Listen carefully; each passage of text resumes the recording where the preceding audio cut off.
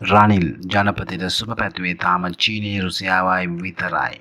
ශ්‍රී ලංකාවේ ජනාධිපති රනිල් වික්‍රමසිංහ එම තනතුරට පත්වීමෙන් පසු මේ වනතෙක් සුබ පැතුම් පණිවිඩ එක් කර ඇති බලවත් රටවල් වන්නේ චීනය සහ රුසියාව පමණයි.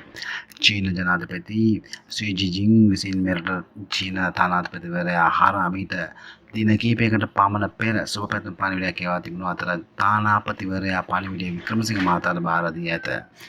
ජනාධිපති රනිල් වික්‍රමසිංහ මහතාට සහ ශ්‍රී ලාංකික ජනතාවට ආධාර සහ සහාය ලබා දීමට තමන් බලාපොරොත්තු වෙමින් සිටින බව චීන ජනාධිපතිවරයා සිය පණිවිඩයෙන් දන්වා තිබුණි. මේ අතර රුසියානු ජනාධිපති ව්ලාදිමිර් පුටින් මහතාද ශ්‍රී ලාංකාවේ නව ජනාධිපති ධූරයට පත් වූ රනිල් වික්‍රමසිංහ මහතාට සුබ පැතුම් පණිවිඩය එක් කරමින් මෙය නිකුත් කර තිබුණි. මෙරට රුසියානු තානාපති කාර්යාලය වෙත ඊයේ සවස රුසියානු භාෂාවෙන් යවා තිබුණු මෙම සුබ පැතුම් පණිවිඩය ඉංග්‍රීසි පරිවර්තනය අද උදෑසන ශ්‍රී ලංකා රුසියානු තානාපතිවරයා විසින් ජනාධිපති රනිල් වික්‍රමසිංහ මහතාට යොමු කර ඇත.